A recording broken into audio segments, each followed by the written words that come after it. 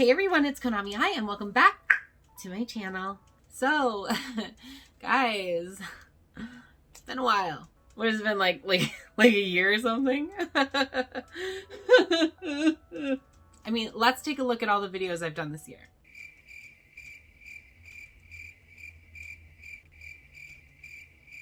Oh, well, there's got to be a reason. There's a reason. There's a reason.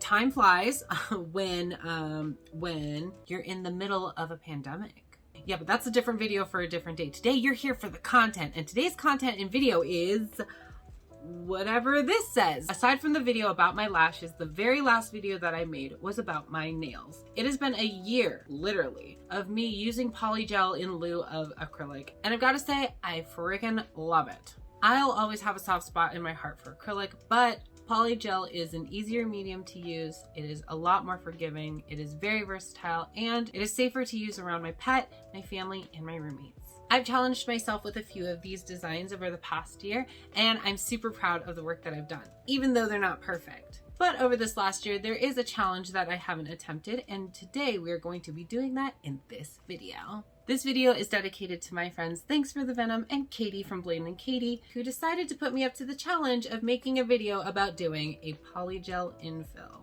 They are two of my biggest supporters when it comes to nail art, and I absolutely feel like they pushed me enough this year to strive for better and make content, so this video in particular is for you guys. While the process for infill for polygel and acrylic are almost the same, there are a few differences, and I'm a little curious to see how it's going to go. Acrylic is a medium that you can take off by soaking or steaming off your nails, but unfortunately polygel is a drill off nail extension, which means you pretty much have to drill off the entirety of the nail extension before starting new. One way to avoid that, of course, is an infill. I just hate freaking doing infills. They suck. I would rather just take all of the product off and do it from scratch, but sometimes that's not the most effective, and in some cases that can actually damage your nail more.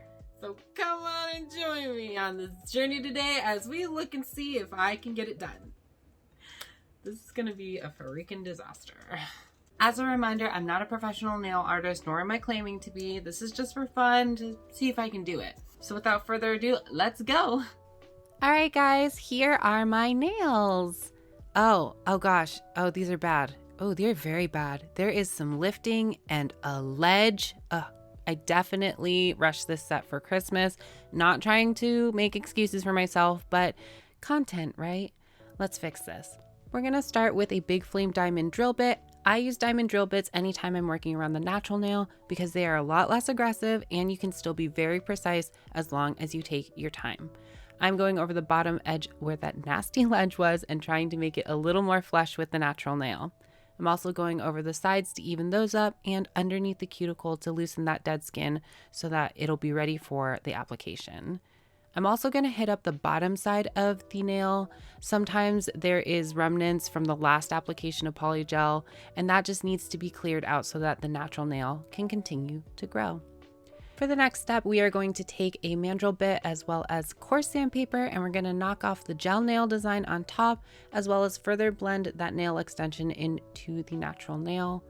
And of course, keeping in mind that we are not actually taking off the extension, but we're using it as a base for the infill.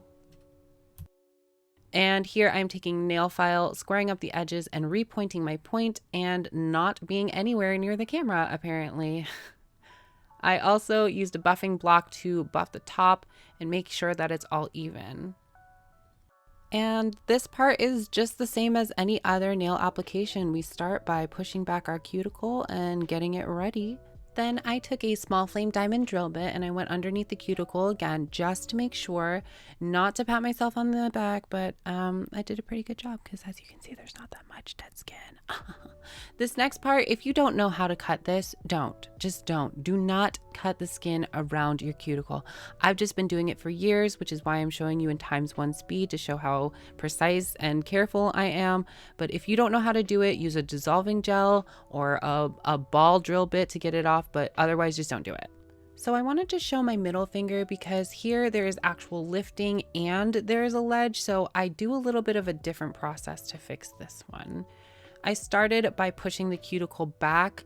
That way I have more room with the diamond drill bit to try and make that flush, as well as knock off any of the areas where there might have been an air bubble or lifting, because we don't want any pockets of air when we go through and put the polygel on top, because that is how you get infections, and we don't want those. And if you do, that's weird. So now we are using my favorite drill bit. It is a carbide safety bit. Carbide bits are used to take away product very quickly, kind of like the coarse sandpaper on a mandrel bit.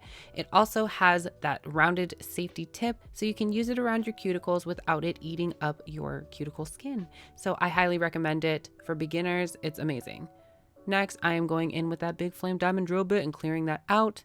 We are buffing it up. And it's all ready for the application. And with the power of editing, all of them are ready for application. Don't mind the hands that are dry. This is normal. Next, we're going to take a nail dehydrator and put that on the natural nail plate only. You don't have to put it anywhere else. And then apparently off camera, I put the nail primer on as well. Again, only on the natural nail. Next, we hit each nail with a little bit of base coat before sticking it in the nail oven. And before you guys say anything, no, this is not an infected nail or a greenie, as we call it in the nail community. I just noticed this while I was editing. It is a stained nail. Leave me alone. Okay, guys, so this part is the most daunting, the most aggravating, the most frustrating, and sometimes the most scary part of any nail application, and that is the cuticle work. Whether it is acrylic or polygel, whether it's an infill or a regular nail extension, in my opinion, the cuticle work is the most important part. And that's because it's the difference between yours or your client's nails lasting 2 weeks or 2 months. You are trying to create a good transition between the nail extension and your natural nail, so that when it grows out, you don't have ledges like a certain someone had, unfortunately, in the beginning of this video. I'll be honest with you guys, cuticle work with polygel is probably my greatest challenge. I struggled with it so much.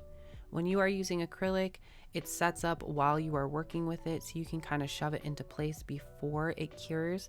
One of the greatest assets that polygel has is that it can be moved around and played with forever. But when it comes to cuticle work, that is actually its big downfall, at least for me personally, because as your finger heats up the product, it becomes more viscous and it starts to move around a lot. So I definitely was challenged with that. I am showing you this again in ×1 speed because I want to show you that being meticulous pays off. An ounce of prevention is worth a pound of cure, and I fully believe that if you set up the nail beforehand, you will have a lot less work later, whether it's filing or drilling. And yeah, it's not perfect, but it looks pretty good. And into the nail lamp it goes. For this next part, I wanted to show you the application I did on my thumbnail because it's a technique I learned this year and I'm super proud and stoked about it. It's based loosely off of a reverse smile line technique, but I'm doing it in a diagonal. So I took some polygel and made kind of like a shelf alcove area on my nail. And as you can tell, I didn't use a lot of product because 1, this is not a long nail, and 2, I'm going to be encapsulating the design. So we are going to make a blunt edge for the shelf, I guess. I keep calling it a shelf. I don't really know what it is, like a purposeful edge. We are taking some base coat and some hollow glitter, and I am just shoving that in there with no abandon. Okay, with some abandon. Anyway, into the nail lamp it goes, and I hit it a second time with the glitter to make it more opaque and to show off more of that glittery goodness. Then one more time in the oven, and this is what it looks like. Then I took the tried and true Macart Clear polygel and I encapsulated the whole design. And once more in the oven, and of course I forgot to show that I filed and buffed it, but who cares? Look at this, look at this. Oh yeah, that's super satisfying to see the design come to life with some top coat. Do you agree? I agree. Also, you can see how meticulous I am about where I put my nail polish. But oh my gosh, you guys, look at this. I'm super proud of it. It looks good. Yeah. Okay guys, so for this next nail design, I'm gonna go ahead and rush through it because unintentionally I did the same nail design in my last video. Whoopsie. So I hit it with 2 coats of black gel polish, 1 coat of Makart's no wipe top coat, and then we went in with the silver chrome powder. Guys, I love the chrome powder so much. Ever since I've seen mirror nails, I've been absolutely obsessed and I do them quite often. And I'm just realizing now that I didn't film me putting on top coat, but apparently I did film me putting it in the nail lamp. But look at that mirror finish. It's so good. So it's time for bling time, and I'm using my personal tried and true. It is the Makart Nail Rhinestone Gel. Guys, this is the only gel that I have used personally where if you stick a rhinestone in it, it's not going anywhere. There was a point where I was lazy and for like 2 months, my nail was blinged like this. And it was so great. For the pinky, I am using Black Heart's iridescent and hollow glitter nail polish that I got from Hot Topic. I did 1 layer of normal, let that dry, and then I sponged on a gradient to make it kind of look like a firework. I learned that technique from Simply Nailogical a long time ago, and it still holds true today. So I used 2 coats of gel top coat instead of encapsulating it because the glitter wasn't actually that chunky. And this is the final result, you guys. I am actually really happy with this nail set, even though it's not perfect. And here it is from a different angle with a different camera. It's so shiny, and look at that bling. Yes, we did it. Oh my god, we're done. This nail set actually did not turn out that bad. I especially love my thumbs and my bling nails. I was not expecting these like firework nails to turn out so good, but they did, so I'm pretty happy. So yes, that's my infill. I did an infill. Guys, I did an infill. For some context though, it is 3:30 in the afternoon. I started this video at 7:30 in the morning. Oh my god, what have I done? I spent 8 hours filming this video. I'll let you know when I do my nails, or if I were to do this infill again, it would be a lot less time, but I was trying to like center my nails, and filming nails is stressful. I do not know how nail channels do it. I don't. It's crazy. Bravo for them. I'm gonna stick to doing my own and sticking them on Instagram. I just wanted to put that out there that if this video makes it out there, I had to sift through 8 hours of footage. Katie, Venom, I hope you're satisfied. I hope that this is what you wanted.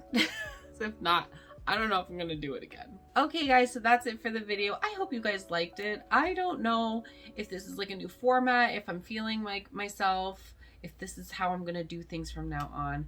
I just wanted to get back into making content, to be totally honest with you. And I've had some help and motivation along the way. I want to thank you guys so much for watching. If you have any questions, comments, or want to leave your feels, leave them in the comments box below. And please remember to be kind with the comments you see, even if you disagree. And if you see someone who's rude or is trolling, just ignore them and keep on scrolling. As always, you can find me on my social media on Facebook, Twitter, Instagram, Twitch, and TikTok at my name, Konami_I, that's AI. And if you'd like to see more crazy randomness from this channel, go ahead and find and hit that subscribe button as well as the bell icon to keep up to date on all things Konami I whenever I actually post. So that's a wrap. Until next time, this is Konami I saying thanks so much for stopping by, and I will see you in the next video. Bye!